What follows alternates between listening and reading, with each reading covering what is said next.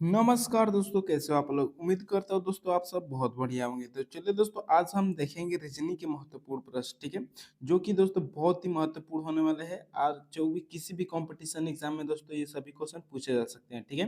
तो चलिए दोस्तों, आज का हमारा पहला क्वेश्चन स्टार्ट करेंगे।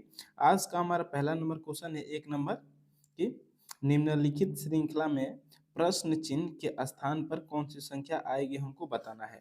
एक सीरीज दिया है दोस्तों, ठीक है।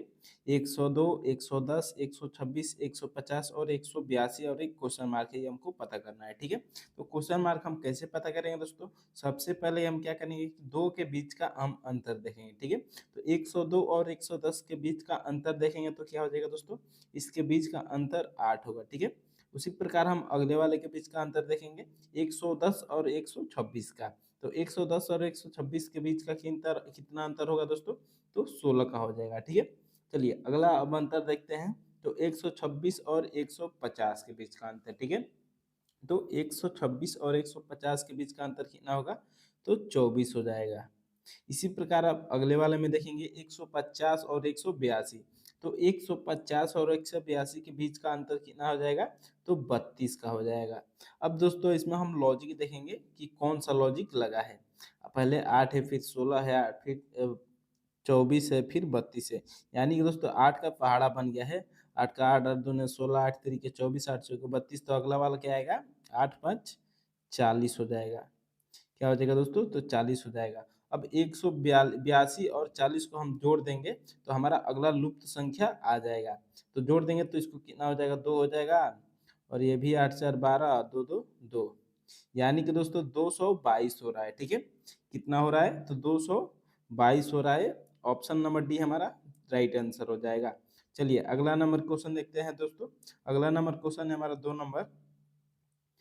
नंबर क्वेश्चन में पूछ रहा है, उस संख्या युग्म का चयन करें जिसमें दो शब्दों के बीच ठीक वही संबंध है जो संबंध दिए गए संख्या युग्म के शब्दों के बीच का है, ठीक है। मतलब हम इन चारों ऑप्शन में से एक ऐसी संख्या का चयन करना है जो इस संख्या से संबंधित हो, ठीक है। जैसे कि ये है सेम, वैसे ही चारों में से कोई एक होना चाहिए, ठीक है। तो चलिए इसको हम देखते हैं, ठीक है। इसमें क्या अंतर है, तो ये 6 का दोस्तों क्या है, तो घन है, ठीक है। और ये क्या है, 743। तो 743 दोस्तों 7 का घन है, ठीक है। यानी कि दोस्तों 6 का घन 7 का घन के इन दोनों के बीच का है, ठीक है। अब यही रिलेशन हमको देखना है कि इन चारों ऑप्शन में से किस ऑप्शन में दिया है, ठीक है। तो दोस्तों देखिएगा, तो ए में देखेंगे तो 216 तो 6 का हो जाएगा, ठीक है।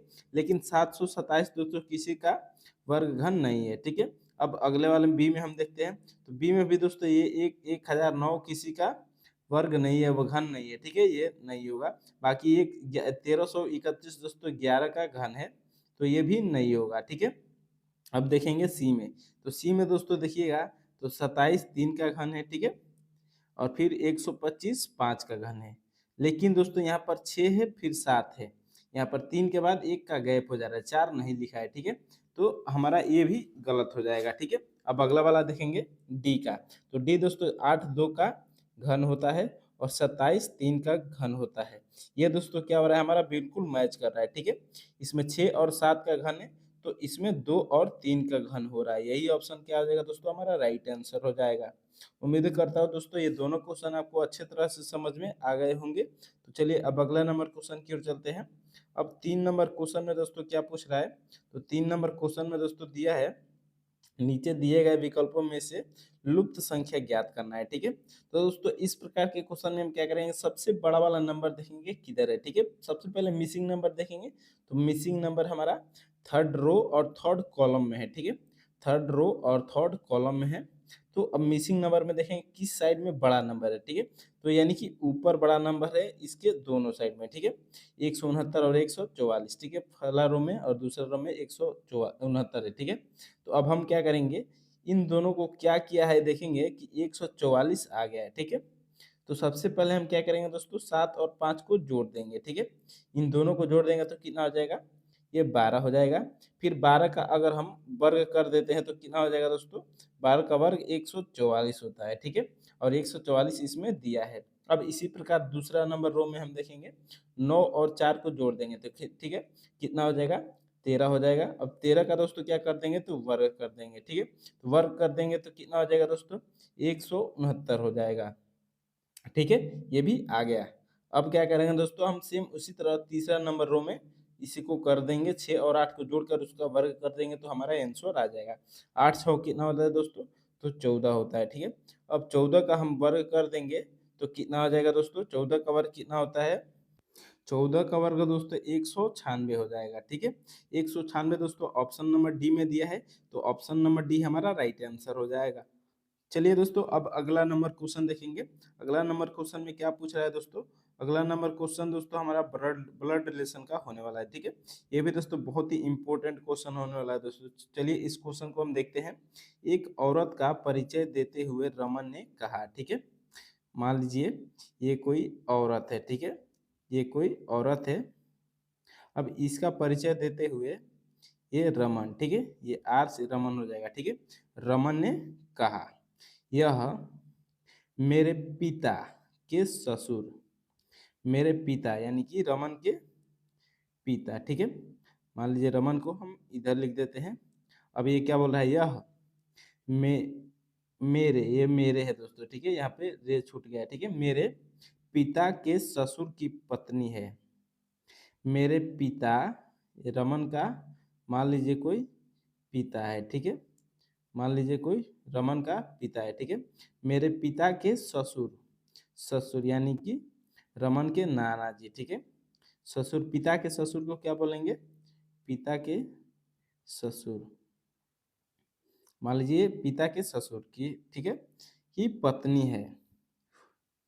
रमन एक औरत की ओर परिचय देते हुए रमन ने कहा कि यह मेरे पिता के ससुर की पत्नी है। अब ससुर की पत्नी कौन है तो औरत है, ठीक है। यानी कि दोस्तों वो औरत कौन होगी, रमन की नानी हो जाएगी, ठीक है। अब देखेंगे आगे इस क्वेश्चन में क्या पूछा है, वह औरत रमन से किस प्रकार संबंधित है, यही पूछ रहा है दोस्तों, ठीक है।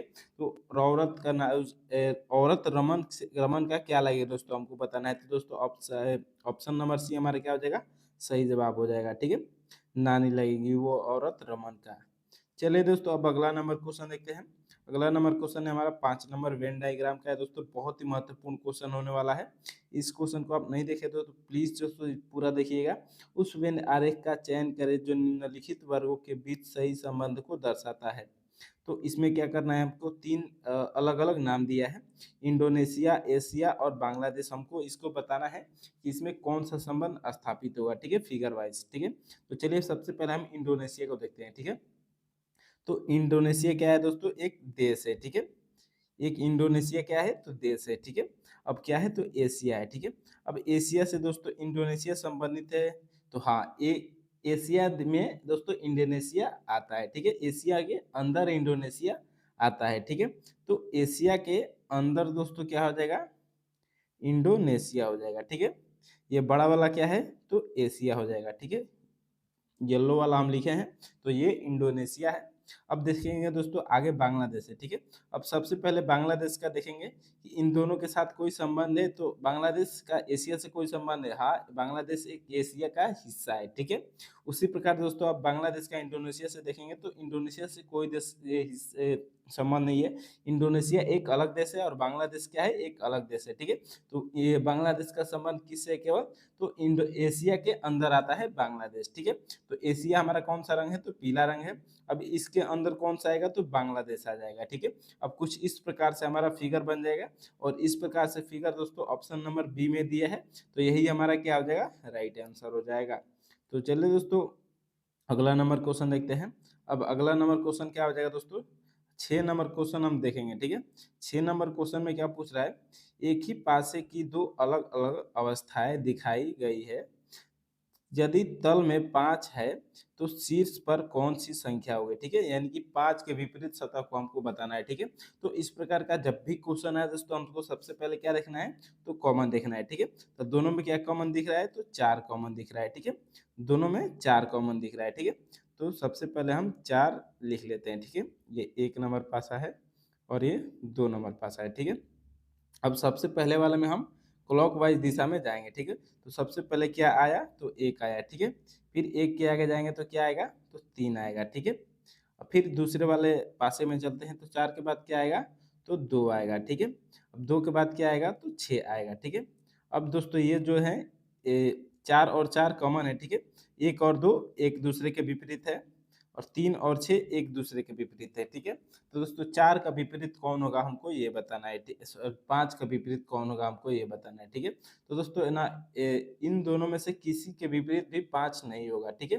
तो बचा कौन, 4 बचा, ठीक है। तो दोस्तों 4 का विपरीत ही क्या होगा, तो 5 होगा, ठीक है।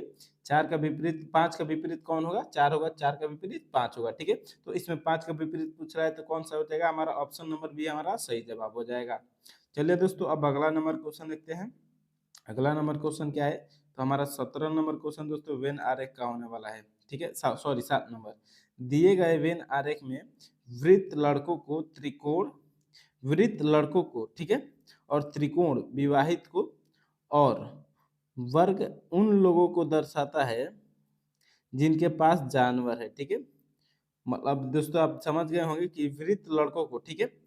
चलिए आपको फिगर में समझाते हैं, ठीक है। ये जो सर्कल है ये कौन हो जाएंगे, तो लड़के हो जाएंगे, ठीक है। सर्कल में लड़के हो जाएंगे, और त्रिकोण किसको, विवाहित लोगों को, ठीक है। ये त्रिभुज है, ये विवाहित लोगों को, ठीक है। ये विवाहित लोगों को सूचित करता है। और उसके बाद क्या है, वर्ग उन लोगों को दर्शाता है जिनके पास जानवर है, ठीक है। वर्ग किनके, जानवर वालों के पास का है, ठीक है। अब देखेंगे दोस्तों क्वेश्चन में क्या पूछ रहा है, ठीक है। कौन सा क्षेत्र उन लड़कों को दर्शाता है जो विवाहित है परंतु जिनके पास जानवर नहीं है, ठीक है। तो सबसे पहले दोस्तों हम जानवर वाला क्षेत्र को पूरा काट देंगे क्योंकि वो बिल्कुल नहीं होगा, ठीक है। तो जानवर वाला क्षेत्र कौन सा है दोस्तों, ये वर्ग वाला है, ठीक है। तो वर्ग वाला हमारा पूरा कट जाएगा, ठीक है। ये हमारा पहले ही नहीं होगा, ठीक है। अब देखेंगे क्वेश्चन में क्या पूछ रहा था, कौन सा क्षेत्र उन लड़कों का है जो दर्शाता है कि जो विवाहित है परंतु जिनके पास जानवर नहीं है, ठीक है। अब उन लड़कों का हमको पता करना है कि जो विवाहित है लेकिन उनके पास जानवर नहीं है, ठीक है। तो ऐसा दोस्तों ऑप्शन कौन सा बचा है, अब दोस्तों ये केवल 4 बचा है इसमें, ठीक है। 4 बचा है और यही हमारा क्या हो जाएगा दोस्तों, आंसर हो जाएगा, ठीक है। 4 हमारा क्या हो जाएगा, आंसर हो जाएगा। ऑप्शन नंबर डी हमारा क्या हो जाएगा, सही जवाब हो जाएगा दोस्तों, ठीक है। उम्मीद करता हूँ दोस्तों ये क्वेश्चन आपको अच्छे से समझ में आ गया होगा। तो चलिए अब अगले नंबर क्वेश्चन की ओर चलते हैं, 8 नंबर, ठीक है। 8 नंबर क्वेश्चन में दोस्तों क्या पूछ, सॉरी अगला नंबर क्वेश्चन देखते हैं, ठीक है। 9 नंबर, ठीक है। 9 नंबर क्वेश्चन में दोस्तों क्या पूछ रहा है, यदि ए का अर्थ भाग है और बी का अर्थ गुणा है, सी का अर्थ जोड़ है तथा डी का अर्थ घटाव है तो निम्नलिखित व्यंजक को मानकर क्या होगा, हमको बताना है, ठीक है। तो सबसे पहले इसके मान को हम चेंज कर लेते हैं, ठीक है। 12, अब बी के जगह पे क्या है दोस्तों, बी का अर्थ क्या है, तो गुणा है, ठीक है। फिर 12 लिख देंगे। अब ए का अर्थ क्या है, तो भाग है, ठीक है। भाग लिख देंगे। फिर 4 है तो 4 लिख देंगे। फिर सी के जगह अर्थ क्या है दोस्तों, तो सी का अर्थ दोस्तों जोड़ है, ठीक है। फिर 5 लिख देंगे। और डी का अर्थ क्या है, तो डी का अर्थ घटाव है, फिर 1 लिख देंगे, ठीक है। अब दोस्तों हमारा समीकरण तैयार हो गया है, इसको हल कर देंगे, ठीक है। तो सबसे पहले 4 से भाग कर देते हैं 12 में, तो 3 हो जाएगा, ठीक है। और 12 में 3 से गुणा कर देंगे तो क्या हो जाएगा, 36 हो जाएगा, प्लस 5 माइनस 1, ठीक है। तो अब प्लस प्लस को जोड़ देते हैं और एक को घटा देंगे, ठीक है। तो 36 और 5 कितना हो जाएगा दोस्तों, 41 हो जाएगा। 41 में से एक घटा देंगे तो कितना हो जाएगा, 40 हो जाएगा। अब 40 दोस्तों किस ऑप्शन में दिया है, तो ऑप्शन नंबर बी में दिया है। यही हमारा क्या हो जाएगा, राइट आंसर हो जाएगा। चलिए दोस्तों अब अगला नंबर क्वेश्चन देखते हैं। 10 नंबर क्वेश्चन में दोस्तों क्या पूछ रहा है, ठीक है। अब 10 नंबर क्वेश्चन में दोस्तों पूछ रहा है ये सीटिंग अरेंजमेंट का सवाल है दोस्तों, बहुत ही महत्वपूर्ण होने वाला है, ठीक है। पूरा ध्यान से इसको समझिएगा, ठीक है। कि 5 लोग एफ, जे, एन, आर और भी एक वृत्ताकार मेज के चारों ओर केंद्र की ओर मुख करके बैठे, ठीक है। अब मान लीजिए दोस्तों ये कोई वृत्ताकार हो गया, ठीक है। अब इस पे दोस्तों 4 लोग, जो 5 लोग हैं, एक वृत्ताकार मेज पर, दूसरा कलर लेते हैं, ठीक है। एक वृत्ताकार मेज पर चारों ओर केंद्र की ओर मुख करके बैठे हैं, ठीक है। मतलब 5 व्यक्ति हैं, 1, 2, 3, 4 और 5, पांचों लोग केंद्र की ओर मुख करके बैठे हैं, ठीक है। अब इसमें आगे क्या पूछ रहा है, जरूरी नहीं है कि इसी क्रम में, यानी कि दोस्तों FJNR भी इसी क्रम में नहीं बैठे, कोई जरूरी नहीं है, ठीक है, किसी भी क्रम में बैठ सकते हैं, कोई भी आगे कोई भी पीछे हो सकता है, ठीक है। अब चलिए आगे देखते हैं, जरूरी नहीं इसी क्रम में। अब आगे देखते हैं, सवाल यहाँ से हमारा शुरू हो रहा है, ठीक है। GF के तुरंत बाएं को है, ठीक है, जे जो है F के तुरंत बाएं है, ठीक है। मान लीजिए अगर नीचे वाला ये जे होगा, ये किसके बाएं है, तो तुरंत F के बाएं है, ठीक है। यानी कि दोस्तों इधर कौन सा होगा, तो F हो जाएगा, ठीक है, F के तुरंत बाएं है, ठीक है। अब आगे क्या बोल रहा है, N F के बाएं है, ठीक है, N जो है वो F के बाएं है, ठीक है। जे एफ के तुरंत बाएं को है, ये हो गया, ठीक है, जे एफ के तुरंत बाएं हो गया। अब आगे क्या बोला है, एन एफ के दूसरा स्थान पर, एन एफ के बाएं को दूसरा स्थान पर है, ठीक है, यानी कि एफ के दूसरा बाएं, ठीक है। तो एक हमारा जे होगा और दूसरा खाली है, तो कौन है, एन हमारा एन एफ के दूसरा बाएं है, ठीक है। अब ये भी हो गया। अब आगे क्या बोल रहा है, भी जे के बाएं को दूसरा स्थान पर है, ठीक है, भी जे के बाएं को दूसरा स्थान पर है, ठीक है, जे किधर है, इधर है, ठीक है। अब दूसरा ऊपर जाएंगे, 1 2, ठीक है, तो यहाँ पर क्या हो जाएगा दोस्तों, जे के भी, यहाँ पर भी क्या हो जाएगा, जे के दूसरा बाएं हो जाएगा, ठीक है। अब आगे क्या बच रहा है, बचा कौन दोस्तों, भी जे के दूसरा बाएं है, तो जे के दाएं को दूसरा स्थान पर कौन बैठेगा, ठीक है। अब दोस्तों देखिए, अब इसमें 4 हमारा हो गया, तो एक कौन बचा, ठीक है। अब दोस्तों बचा आर, तो आर को हम यहाँ पर लिख देंगे, ठीक है। अब क्वेश्चन में हमारा क्या पूछ रहा है, तो जे के दाएं को दूसरा स्थान पर कौन बैठा है, ठीक है, जे के यहाँ है, ठीक है। अब इधर से दाएं को दूसरा कौन होगा, तो एक एफ पे जाएगा और दो दो आर पे जाएगा, ठीक है। तो आर दोस्तों हमारा सही जवाब हो जाएगा, ठीक है। अब आर दोस्तों देखिएगा तो ऑप्शन नंबर डी में दिया है, तो यही हमारा क्या हो जाएगा, राइट आंसर हो जाएगा दोस्तों। उम्मीद करता हूँ दोस्तों ये क्वेश्चन आपको अच्छे से समझ में आ गए होंगे। तो चलिए दोस्तों, आप कुछ साइंस के महत्वपूर्ण प्रश्न देख लेते हैं, ठीक है, जो कि बहुत ही महत्वपूर्ण होने वाला है। चलिए, 1 नंबर क्वेश्चन है साइंस का, वास्तविक वस्तु का आभासी प्रतिबिंब बनता है, वास्तविक वस्तु का आभासी प्रतिबिंब बनता है, तो किस दर्पण में बनता है दोस्तों, तो समतल दर्पण से बनता है, ठीक है। चलिए अगला नंबर क्वेश्चन देखेंगे। अगला नंबर क्वेश्चन क्या है, 2 नंबर, ठीक है। अब 2 नंबर क्वेश्चन में क्या पूछ रहा है, वास्तविक वस्तु का हमेशा सीधा प्रतिबिंब बनाने वाला दर्पण होता है, तो कौन सा दर्पण होता है दोस्तों, तो समतल और उत्तल दर्पण होता है, ठीक है। वास्तविक वस्तु का हमेशा सीधा प्रतिबिंब बनाने वाला कौन सा दर्पण होता है, तो समतल और उत्तल दर्पण होता है, ठीक है। चलिए अगला नंबर क्वेश्चन देखते हैं, 3 नंबर। अब 3 नंबर क्वेश्चन में क्या पूछ रहा है, वास्तविक प्रतिबिंब की प्रकृति कैसी होती है, ठीक है। वास्तविक प्रतिबिंब की प्रकृति कैसी होती है दोस्तों, तो उल्टा होता है, ठीक है। वास्तविक प्रतिबिंब की प्रकृति कैसी होती है, तो उल्टा होता है। चलिए अब अगला नंबर क्वेश्चन देखते हैं।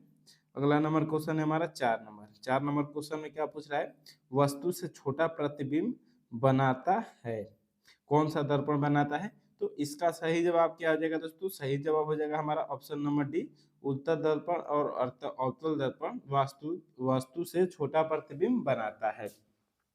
चलिए अगला नंबर क्वेश्चन देखते हैं, जिसमें अगला नंबर क्वेश्चन क्या हो जाएगा हमारा, 5 नंबर।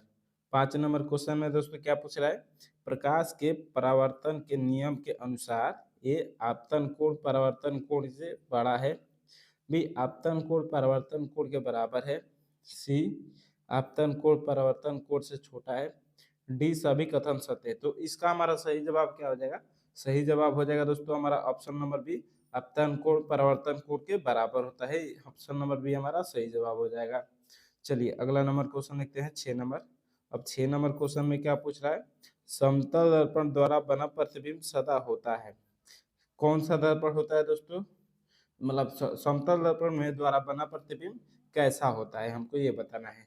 तो दोस्तों ये सीधा और आभासी प्रतिबिंब होता है, ठीक है। चलिए अगला नंबर क्वेश्चन देखते हैं, 7 नंबर। 7 नंबर क्वेश्चन में दोस्तों क्या पूछ रहा है, आंख में प्रवेश करने वाले प्रकाश की मात्रा को नियंत्रित करता है, तो कौन नियंत्रित करता है दोस्तों, तो इसका हमारा सही जवाब हो जाएगा दोस्तों परितारिकाएं, ठीक है, जो कि आंख में प्रवेश करने वाली प्रकाश की मात्रा को नियंत्रित करता है। चलिए 8 नंबर क्वेश्चन देखते हैं। 8 नंबर क्वेश्चन में क्या पूछ रहा है, सूर्योदय और सूर्यास्त होते समय सूर्य का गोल दिखता है, सूर्य गोल दिखता है, ठीक है, मतलब किस प्रकार का गोल होता है, ठीक है। ए गोलाकार, बी है घनाकार, सी है अंडाकार और डी है चपटा। तो इसका हमारा सही जवाब क्या हो जाएगा? सही जवाब हो जाएगा दोस्तों हमारा ऑप्शन नंबर डी हो जाएगा। क्या हो जाएगा? चपटा दिखता है। चलिए अब अगला नंबर क्वेश्चन देखते हैं 9 नंबर। 9 नंबर क्वेश्चन में क्या पूछ रहा है? यदि दर्पण में बना प्रतिबिंब हमेशा सीधा आकार में वस्तु के बराबर है तो दर्पण है। कौन सा दर्पण होगा? तो दोस्तों ये से हमारा सही जवाब हो जाएगा समतल दर्पण, ठीक है। यदि दर्पण में बना प्रतिबिंब हमेशा सीधा आकार में वस्तु के बराबर हो तो दर्पण कौन सा होगा? समतल दर्पण होगा, ठीक है। चलिए अगला नंबर क्वेश्चन देखते हैं। अगला नंबर कौन सा क्वेश्चन होगा? तो 10 नंबर। अब 10 नंबर कौन सा क्वेश्चन होगा? समतल दर्पण के द्वारा बना प्रतिबिंब होता है। कौन सा प्रतिबिंब बनता है, मतलब समतल दर्पण द्वारा बना प्रतिबिंब कैसा होता है, ठीक है। तो दोस्तों ये हमारा काल्पनिक प्रतिबिंब होता है, ठीक है। चलिए अगला नंबर क्वेश्चन देखेंगे 11 नंबर। अब 11 नंबर क्वेश्चन में दोस्तों क्या पूछ रहा है? निम्न में से कौन सा पदार्थ लेंस के लिए प्रयुक्त नहीं किया जा सकता है?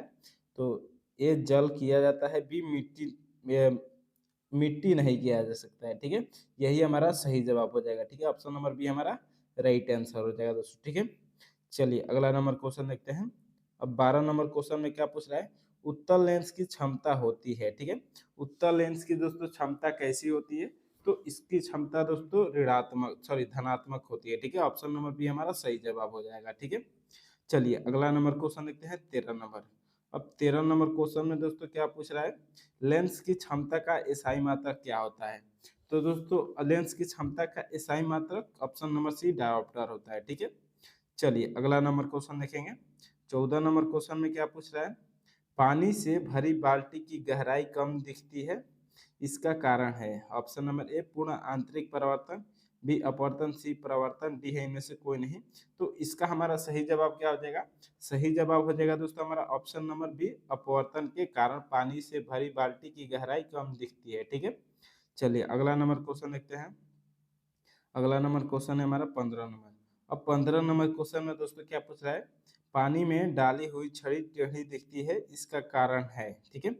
ऑप्शन नंबर ए है परावर्तन, बी है अपवर्तन, सी है परावर्तन और अपवर्तन, डी है इनमें से कोई नहीं। तो इसका हमारा सही जवाब क्या हो जाएगा? सही जवाब हो जाएगा दोस्तों हमारा ऑप्शन नंबर बी। क्या हो जाएगा? अपवर्तन के कारण पानी में डाली हुई छड़ी टेढ़ी दिखती है, ठीक है। चलिए अगला नंबर क्वेश्चन देखते हैं। अगला नंबर क्वेश्चन क्या है दोस्तों? तो 16 नंबर है, ठीक है। 16 नंबर क्वेश्चन में क्या पूछ रहा है? दर्पण की चौड़ाई को दर्पण का कहा जाता है, ठीक है। दर्पण की चौड़ाई को दर्पण का क्या कहा जाता है दोस्तों? तो द्वारक कहा जाता है, ठीक है। ऑप्शन नंबर सी हमारा सही जवाब हो जाएगा। चलिए अगला नंबर क्वेश्चन देखते हैं। अगला नंबर क्वेश्चन है 17 नंबर। 17 नंबर क्वेश्चन में क्या पूछ रहा है? सोलर कुकर में प्रयोग किए जाते हैं। ऑप्शन नंबर ए है अवतल दर्पण, बी है उत्तल दर्पण, सी है समतल दर्पण और डी है इनमें से कोई नहीं। तो इसका हमारा सही जवाब क्या हो जाएगा? सही जवाब हो जाएगा दोस्तों हमारा ऑप्शन नंबर ए अवतल दर्पण का प्रयोग किया जाता है सोलर कुकर में, ठीक है। चलिए अगला नंबर क्वेश्चन देखते हैं 18 नंबर, ठीक है। 18 नंबर क्वेश्चन में दोस्तों क्या पूछ रहा है? रोगियों के नाक, कान, गले आदि की जांच के लिए डॉक्टर प्रयोग करते हैं। ए समतल दर्पण, बी है उत्तल दर्पण, सी है अवतल दर्पण, डी है इनमें से कोई नहीं। तो इसका हमारा सही जवाब क्या हो जाएगा दोस्तों? सही जवाब हो जाएगा क्या हमारा? ऑप्शन नंबर सी हो जाएगा अवतल दर्पण, ठीक है। ऑप्शन नंबर सी हमारा क्या हो जाएगा? सही जवाब हो जाएगा। चलिए अगला नंबर क्वेश्चन देखते हैं। अगला नंबर क्वेश्चन है दोस्तों हमारा 19 नंबर, ठीक है। 19 नंबर क्वेश्चन में क्या पूछ रहा है? हीरा का अपवर्तनांक है। हीरा का अपवर्तनांक क्या होता है दोस्तों, ठीक है। तो इसका हमारा सही जवाब क्या हो जाएगा दोस्तों?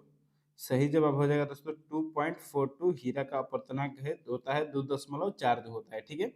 चलिए अब अगला नंबर क्वेश्चन देखते हैं 20 नंबर, ठीक है। अब 20 नंबर दोस्तों क्वेश्चन का क्या पूछ रहा है? मोटर गाड़ी के चालक के वाहनों में लगा रहता है, ठीक है। ऑप्शन नंबर ए अवतल दर्पण, बी है समतल दर्पण, डी है उत्तल दर्पण और सी है उत्तल दर्पण और डी है अन्य, ठीक है। तो इसका हमारा सही जवाब क्या हो जाएगा? सही जवाब हो जाएगा दोस्तों हमारा ऑप्शन नंबर सी उत्तल दर्पण लगा रहता है मोटर गाड़ी के चालन के वाहनों में, ठीक है। तो दोस्तों वीडियो अच्छा लगे तो लाइक, सब्सक्राइब और शेयर जरूर कीजिएगा दोस्तों अपने दोस्तों के साथ। बहुत बहुत धन्यवाद।